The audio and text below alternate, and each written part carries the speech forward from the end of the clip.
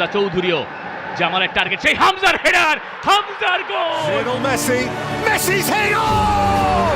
That's Neymar in. Magic out to the six.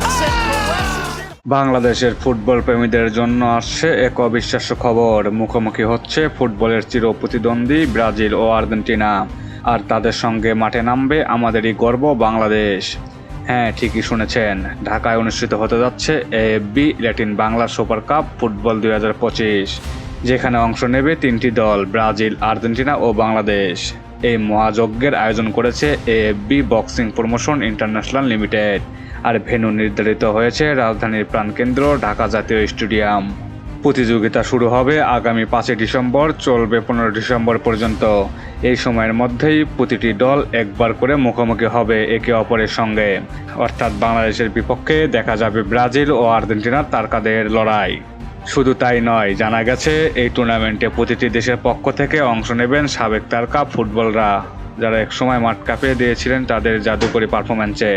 আর সবচেয়ে বড় চমক, ব্রাজিল দলের সঙ্গে ঢাকায় আছে কিংবদন্তি সাবেক অধিনায়ক কাফু। এই খবর ইতিমধ্যে ফুটবল ভক্তদের মধ্যে উন্মাদনা ছড়িয়ে দিয়েছে। বাংলাদেশের দল গঠিত হবে সাবেক জাতীয় তারকাদের নিয়ে, তাই মাঠে দেখা যেতে পারে এক অনন্য প্রজন্মের মিলন। লিজেন্ডের লড়াইয়ে ভেসে উঠবে স্মৃতির রঙিন অধ্যায়। বাংলাদেশ, ব্রাজিল ও আর্জেন্টিনার ন্যাশনাল অ্যাসোসিয়েশন থেকেও এই টুর্নামেন্টের জন্য ইতিমধ্যে আনুষ্ঠানিক অনুমোদন মিলেছে। ফুটবল ইতিহাসের 2 সফলতম দল ব্রাজিল আর্জেন্টিনাকে একসাথে বাংলাদেশের মাটিতে দেখা যাবে। তাই ফুটবল প্রেমী দর্শক প্রস্তুত থাকুন, কারণ এই ডিসেম্বরে ঢাকার আকাশে গর্জে উঠবে ফুটবলের লাতিন ঝড়।